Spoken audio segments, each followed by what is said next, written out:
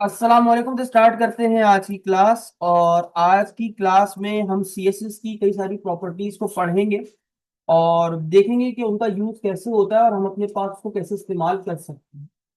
सबसे पहले तो आप जानते हैं कि जब भी आपने कभी काम करना हो तो आप एक प्रोजेक्ट फोल्डर बनाते हैं ताकि आपका काम एक जगह पे रहे, कोई फाइल इधर उधर ना हो जाए। तो एक न्यू फोल्डर बना लेते हैं और अब इसी फोल्डर को लेके आगे बढ़ेंगे। और हम इसका नाम रख लेते हैं प्रोजेक्ट सीएसएस के नाम से। ये मैंने फोल्डर बना लिया है और इसके बाद इस फोल्डर को मैं वीएस कोड में ओपन कर लूंगा। ओपन विथ वी कोड कर लिया मैंने। आपको पता है हमेशा से कि सबसे पहले तो जब भी एक प्रोजेक्ट बना रहे हैं, जाहिर सी बात है विदाउट डिजाइनिंग प्रोजेक्ट तो होगा ही नहीं। इमेजेस के बगैर तो प्रोजेक्ट बनेगा नहीं। तो एसेट्स लाजमी बनाइए। उसके अंदर आप सीएसएस का फोल्डर बना लीजिए। आई होप ये छोटी छोटी चीजें आपको अब याद हो गई होंगी। जेएस का फोल्डर बना लीजिए। मुझे पता है अभी तक हमने जावास्क्रिप्ट पढ़ी तक नहीं है, लेकिन हम बनाना सीख चुके हैं कि यार कौन सा काम हमने करना कहा। और उसके बाद आखिरी फोल्डर हमारे पास आईएमजी का होगा। मुझे अभी इन फोल्डर्स की जरूरत नहीं है, लेकिन मैं फिर भी बनाता हूँ ताकि आपको याद हो जाए कि यार हमने ये काम रेगुलर बेसिस पे करना है। उसके बाद यहाँ पर हम HTML की फाइल बना लेते हैं, जो कि मैंने इंडेक्स के नाम से बना ली। शिफ्ट दबा के वन प्रेस किया, बॉयलर प्लेट आ गई और उसके बाद हमने यहाँ पर इसको प्रोजेक्ट सीएसएस के नाम से लिख दिया। अब यहाँ पर मैं H1 का एक एलिमेंट ले लेता हूँ। एलिमेंट क्या होता है आप ये बहुत अच्छे से जानते हो। इसमें मैंने आके प्रोजेक्ट सीएसएस की हेडिंग डाल दी है। अब मैं इसको चलाऊंगा, कॉपी पास्ट करूंगा, ब्राउजर पे आऊंगा और यहाँ पर इसको पेस्ट कर दूंगा। ये चल रहा है। मैंने आपसे क्या कहा था, ब्राउजर में एक इनबिल्ड डेवलपर टूल होता है जो आप राइट क्लिक करके इंस्पेक्ट करके खोल सकते हैं। याद होगा मैंने आपको बताया था। और से अभी नोटिस कीजिए, ये सारी बातें इंपॉर्टेंट है, यहीं पर बात होने वाली है। अगर आप अच्छा, अब फॉर एग्जाम्पल यहाँ पर बहुत सारे एग्जाम्पल एलिमेंट मौजूद है। जैसे एक पी का भी मौजूद है जिसमें लॉरेम लिखा हुआ 10 वर्ड का। अब यहाँ पर दो अलग अलग एलिमेंट्स मौजूद हैं। यहाँ पर गौर से नोटिस कीजिए, multiple tabs, elements, console, sources, network, performance, memory, application, privacy and security and blah blah. हमारा जो काम है अभी कंसर्न है वो एलिमेंट्स से। अगर हम एलिमेंट्स के ऊपर क्लिक करते हैं तो आप गौर से नोटिस करेंगे ये वाला कोड जो मेरे यहाँ लिखा हुआ है वो मुझे यहाँ पर डिस्प्ले हो रहा है। अब अगर मैं हेड खोलूं, ये देखिए वही कोड है जो यहाँ पर लिखा हुआ है। और अगर मैं बॉडी को ओपन करूं तो यहाँ पर देखिए वही तमाम एलिमेंट्स आपको देखने को मिलेंगे जो यहाँ पर मैंने अपने वीएस कोड की फाइल में रखे हैं। अब प्रॉब्लम ये है, अभी अभी तो ये है कि बहुत छोटा कोड है। और अगर मैं किसी चीज के ऊपर क्लिक करता हूं तो आप देखो वो चीज हाईलाइट होती है। और से देखो, अब मैं अगर पी के ऊपर क्लिक कर रहा हूँ, देखिए पी हाईलाइट हो रहा है। या मैं H1 पे क्लिक कर रहा हूँ, अगर मैं बॉडी पे क्लिक कर रहा हूँ तो सब कुछ देखिए हाईलाइट होता है। अब प्रॉब्लम ये है कल को कोड बहुत ज्यादा होगा तो तुम इस तरह बॉडी खोल खोल के चेक नहीं करोगे। तुम चाहोगे यार मैं डायरेक्टली उस चीज को सिलेक्ट कर सकूं। तो तुम्हारे पास यहाँ पर होता है, इसे कहते हैं select an element in the page. मतलब अगर आप डायरेक्टली किसी एलिमेंट को सिलेक्ट करना चाहते हो ना तो आप इसके ऊपर क्लिक करो। अब आप जिसके ऊपर क्लिक करोगे ना देखो उसका कोड ऑटोमेटिक ओपन हो जाएगा। यानी अगर आप किसी एलिमेंट को डायरेक्टली सिलेक्ट करना चाहते हो तो आप यहां से सिलेक्ट कर सकते हो। ये सिखा के आ रहा हूं कि पता चलेगा। अगर आप किसी भी एलिमेंट के ऊपर क्लिक करते हो और तो यहां पर एक छोटा सा और साइड बार खुलता है जहां पर बाय डिफॉल्ट देखो H1 की सीएसएस लिखी हुई आ रही है। अच्छा, जिस एलिमेंट पे क्लिक कर रहा हूं उसके बारे में लिखा हुआ, उसकी सीएसएस प्रॉपर्टीज लिखी हुई देखो, दिख रही है सीधे आपकी तरफ। यहां पर ये देखो। तो अगर मैं H1 एलिमेंट पे क्लिक करता हूं तो यहां पर देखो बाय डिफॉल्ट, मैंने कहा था ना इसका बाय डिफॉल्ट H1 का बिहेवियर क्या होता है। फॉन्ट साइज थोड़ा बड़ा होता है, बोल्ड होता है, ब्लैक कलर से दिखता है। ये बाय डिफॉल्ट इसका नेचर है।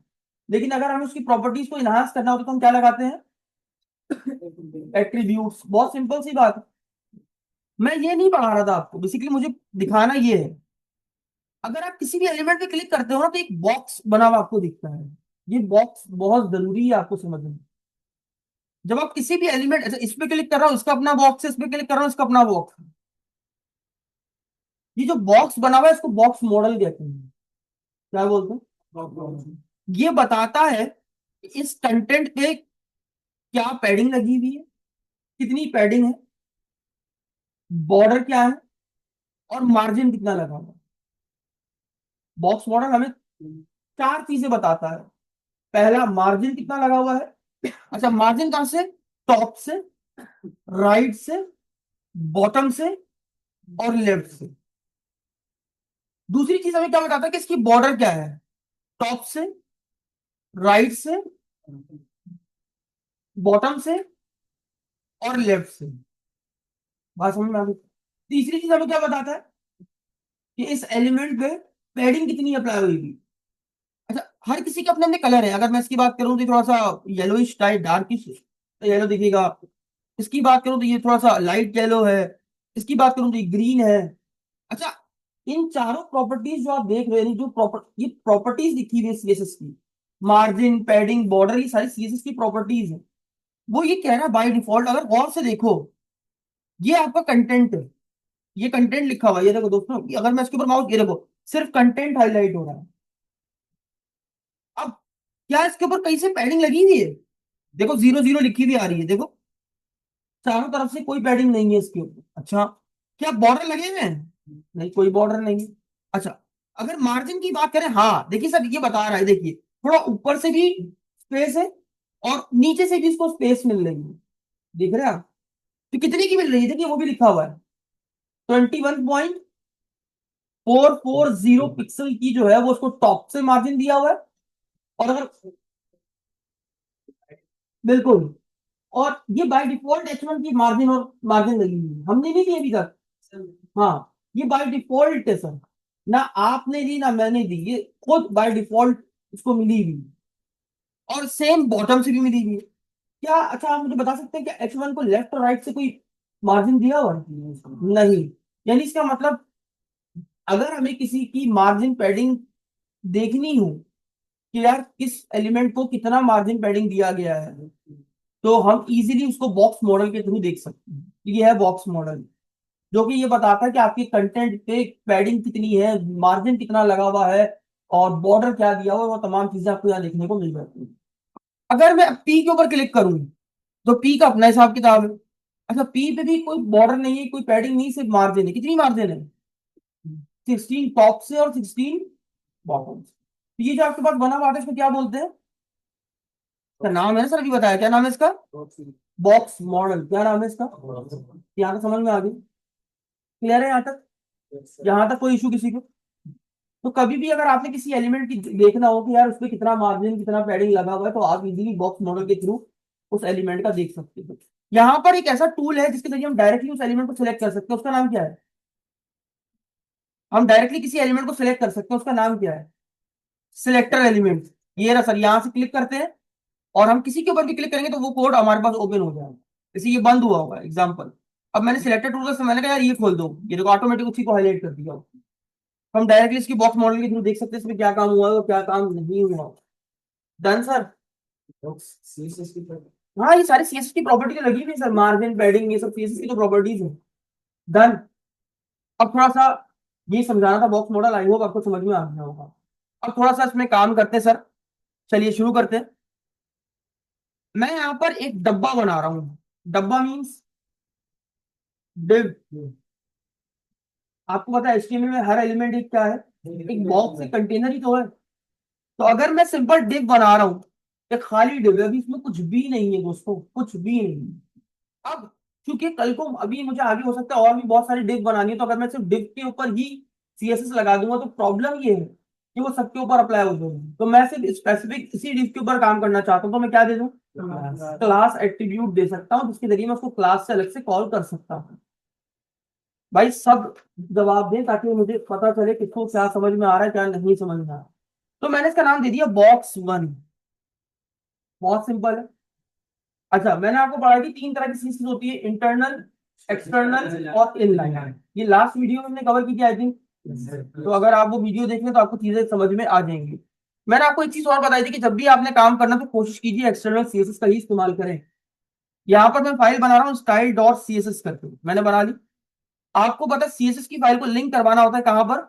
एचटीएमएल की फाइल के अंदर। और जितनी भी सीएसएस हो हम सारी कहाँ लिखते हैं, हेड के अंदर।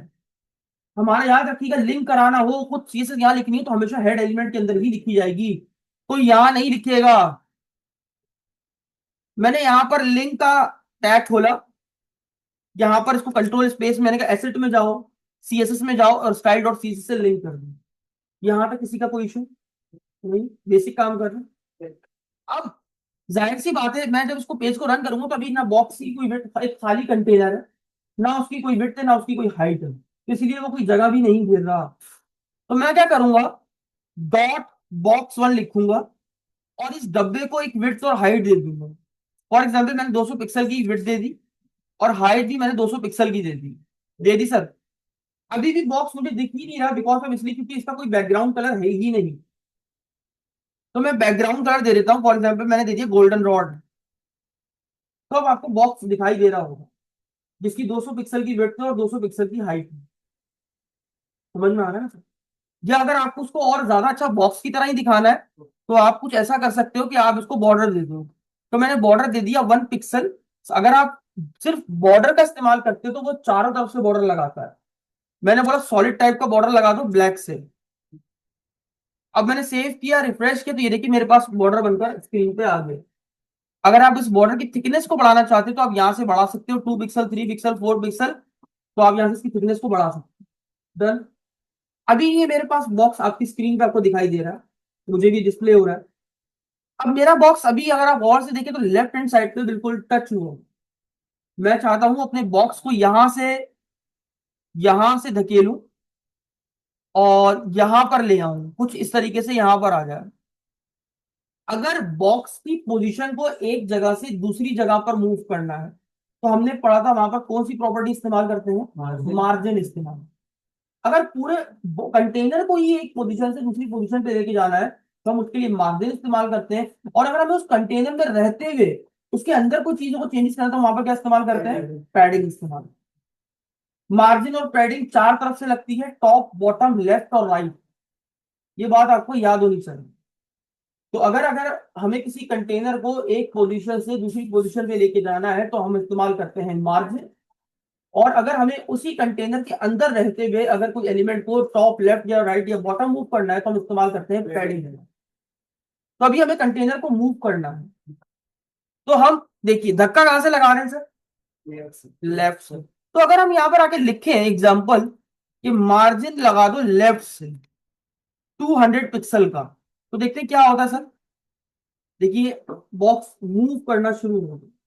अब अगर मैं चाहता हूं ऊपर से भी थोड़ा नीचे आ जाए तो मैं क्या लगाऊंगा, नहीं ऊपर से लगा रहा हूं ताकत, टॉप। तो यहां पर मैंने क्या लिखा, मार्जिन टॉप दे दो 200 पिक्सल का। सेव किया, रिफ्रेश किया, आउटपुट आपकी स्क्रीन पे आपको डिस्प्ले हो रहा है। Done sir. यहां तक कोई सवाल? अब मैं जरा अपने ये जो कंटेंट है इसको हटा दूं जरा, गौर से देखिएगा। अब यहां पर मैं चाहता हूं कि ये मेरे कंटेनर का साइज है। गौर से नोटिस करना, ये बात बहुत इंपॉर्टेंट है। यस, डब्बे को थोड़ा बढ़ा देते हैं, इसको कर देते हैं 400 की विड्थ कर देते हैं और हाइट 200 ही रहने देते हैं, ठीक है। जूम कर देता हूं ताकि आपको इफेक्ट दिखे। अब ये मेरे पास बॉक्स है दोस्तों, जैसे आपको दिख रहा है। अब इस बॉक्स के अंदर मैं कुछ मूव करता हूं, मतलब मैं टॉप लेफ्ट राइट और बॉटम चारों तरफ से पैडिंग लगाना चाहता हूं, इक्वल 10 पिक्सल की, 20 पिक्सल की या 50 पिक्सल की, मेरी मर्जी है। तो मैंने शॉर्टकट बता रहा हूं। अगर आपने टॉप से लगानी तो आप लिखोगे पैडिंग टॉप, अगर लेफ्ट से लगानी लिखोगे पैडिंग राइट, अगर बॉटम से पैडिंग बॉटम, पैडिंग टॉप।